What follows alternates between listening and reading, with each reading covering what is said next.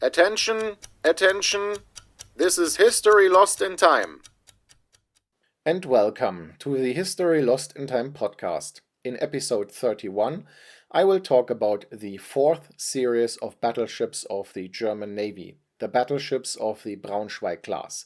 On the old YouTube channel, this was episode 144. And I'm sorry should I talk a bit slurry, but I'm still recovering from a tooth operation. The topic of this episode.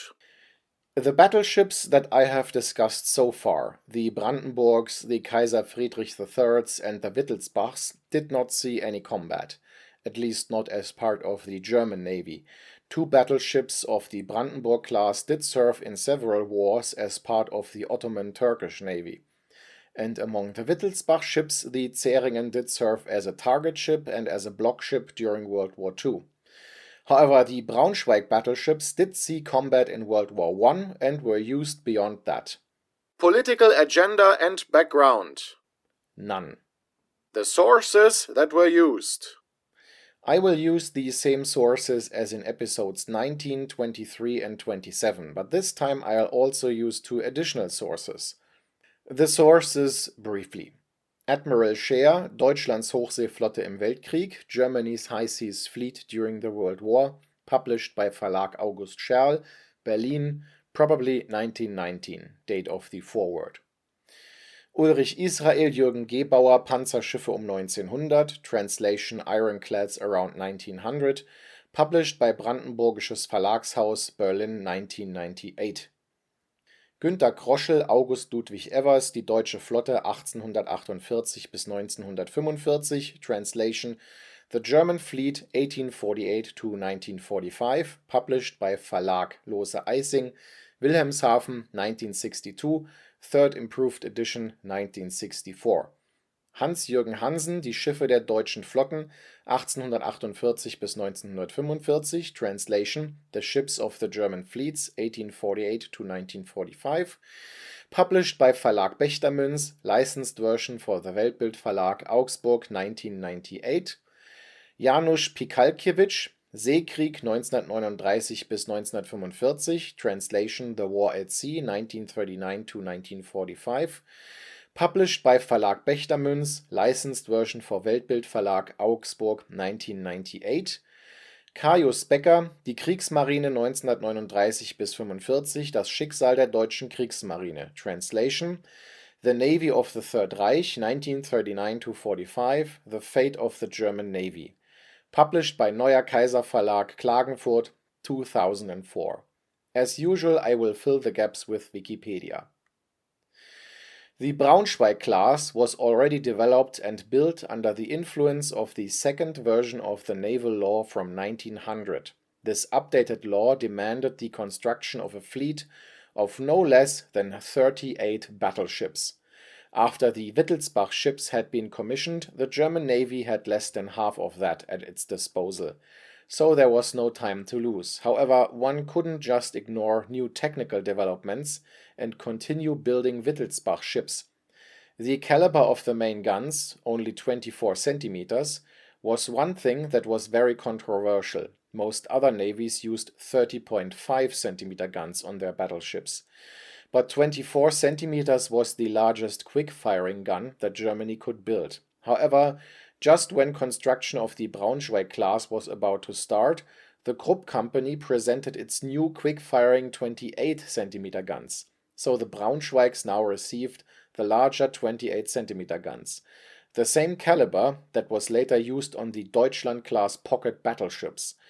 By installing these guns, Germany got closer to the international standard. Other improvements focused on the secondary battery and the armor. All of these changes meant that the ships looked quite different compared to their predecessors. Spotting the differences was quite easy.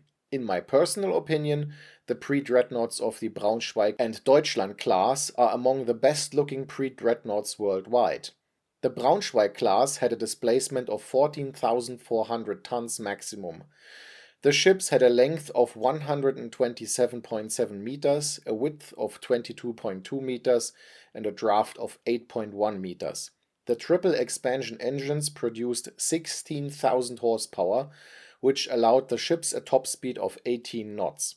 The range was 9,600 kilometers or 6,000 miles. The crew consisted of 35 officers and 708 sailors. As said, the main armament consisted of 4 28-centimeter guns mounted in 2 turrets. The rate of fire was 2 salvos per minute. The maximum range was 18.8 kilometers. The secondary battery consisted of 14 17-centimeter guns. These had a rate of fire of 6 shots per minute. The firing range depended on the positioning and the way the guns were installed. 17-centimeter guns in turrets could be elevated to 30 degrees and had a maximum range of 16.9 kilometers. The guns in casemates could only be elevated to 22 degrees and were limited to 14.5 kilometers. Additionally, the ships were equipped with 14 8.8-centimeter guns, which had an average rate of fire of 12 shots per minute and a maximum range of 9 kilometers. For close encounters, the ships had 6 45-centimeter torpedo launchers, one at the front, one at the back, and 2 on each side. The ships were armored with crop steel. 5 ships were built. SMS Braunschweig and SMS Hessen were built by the Germania shipyard in Kiel. The Schichau shipyard in Danzig took over construction of SMS Elsass and SMS Lothringen. The last ship, SMS Preussen, was built by the Vulcan shipyard in Stettin. Construction began between May 1901 and December 1902, and the ships were commissioned between October 1904 and May 1906. As usual, I'll now take a look at other nations before talking about the ships' careers. This time I'll take a look at the Royal Navy, back then the gold standard when it came to naval affairs, but instead of checking out France, I'll switch it up and take a look at the USA. From 1902 to 1907, the US built 5 battleships of the Virginia-class: USS Virginia BB-13, USS Nebraska BB-14, USS Georgia BB-15, USS New Jersey BB-16, and USS Rhode Island BB-17. The ships were in use from 1906 to 1920. They displaced about 16,350 tons, had a length of 134 meters, a width of 23 meters, and a draft of 7 meters. So they were a bit larger and heavier than the Braunschweigs. With their 19,000 horsepower engines, they could sail at 19 knots, and they had a crew of 812 men. Their main armament consisted of 4 305mm guns with a range of 17.4 kilometers and a rate of fire of 2 shots in 3 minutes. The secondary armament consisted of 8 203mm guns, so basically they had the extra firepower of a heavy cruiser. On top of that, they had 12 152mm guns, 12 76mm guns, 12 47mm guns, and 4 21-inch torpedo launchers. So these ships had a combat value that was a bit higher than that of the Braunschweigs. The Royal Navy received 8 battleships of the King Edward VII class from 1902 to 1906. These served from 1905 to 1921.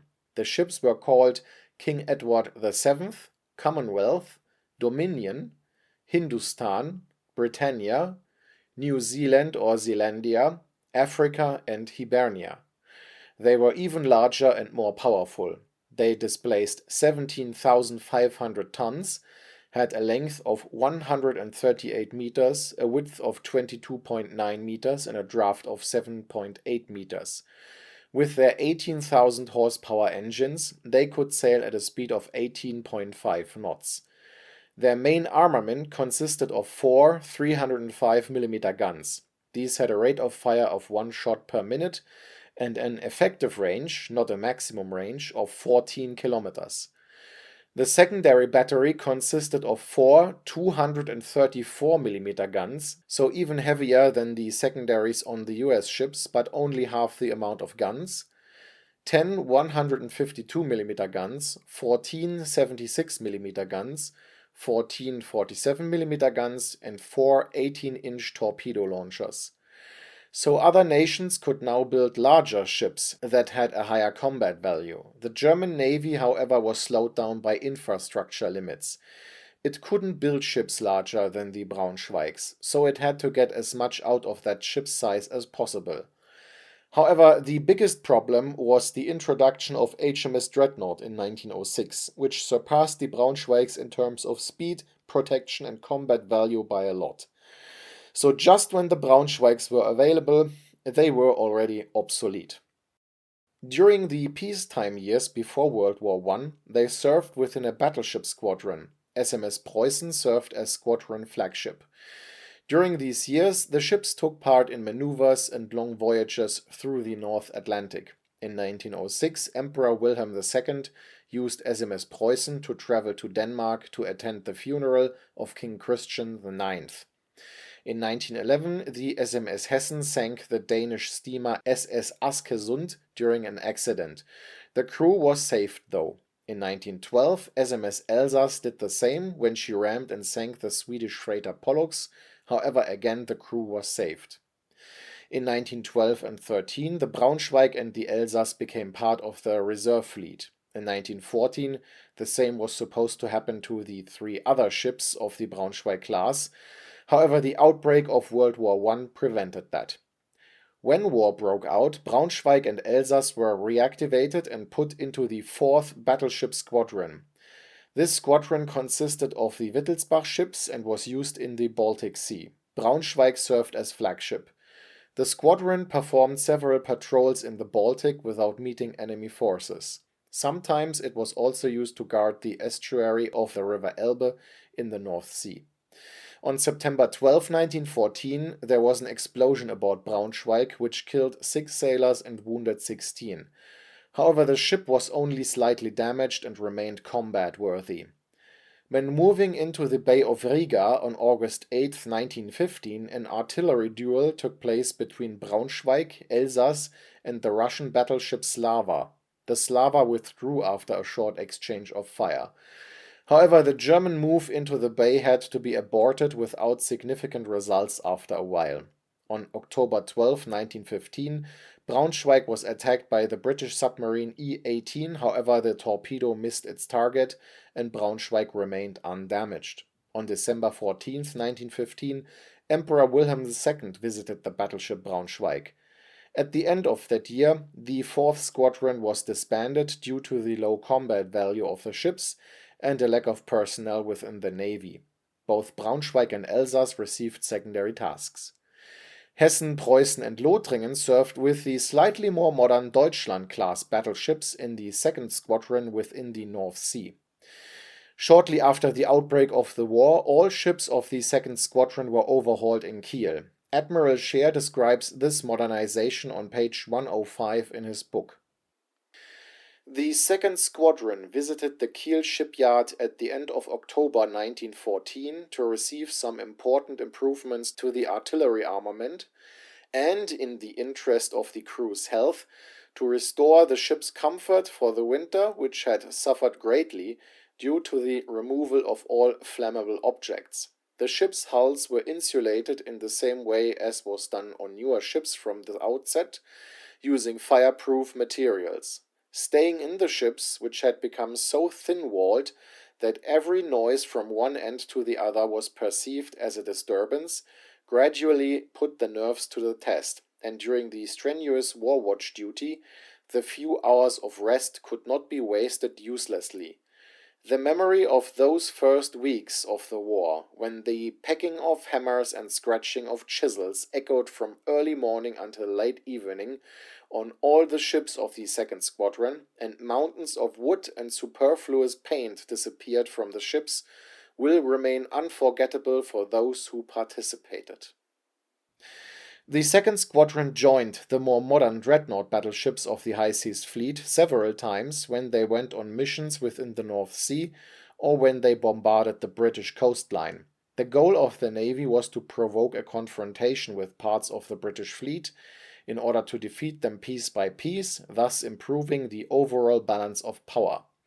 In his book Germany's High Seas Fleet During the World War, Admiral Scheer, who at first was the commanding officer of the 2nd Squadron and who later took over the entire fleet, describes this strategy and these missions.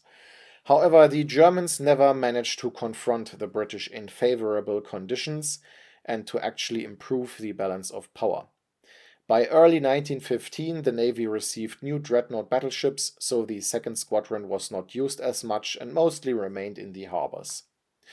In early summer of 1916, the Battle of Jutland took place, the largest naval battle of World War I and one of the largest modern naval battles ever. At this point, out of the Braunschweig ships, only SMS Hessen was available. Preussen served in a defensive role in the Baltic Sea and Lothringen was in need of repairs. Due to their age and the low combat value of the ships, Admiral Scheer did consider leaving the 2nd Squadron behind. However, the squadron commander and several other officers protested against that. Admiral Scheer describes his thoughts on this in his book on pages 195-196. For leaving this formation behind or taking it with us, there were both military reasons and considerations for the sense of honor and the morale of the crews, who wanted nothing to do with their ships being relegated to 2nd class. The exclusive limitation of the activity of a battleship formation to guarding the German Bight with no prospect of engaging the enemy undoubtedly had to cause bitter disappointment. I will not deny that my previous affiliation with the 2nd Squadron also prompted me not to cause the ships the disappointment of leaving them behind. I did not regret this decision due to the benefits that the 2nd Squadron brought. In the end, SMS Hessen participated in the battle as a member of the 2nd Squadron.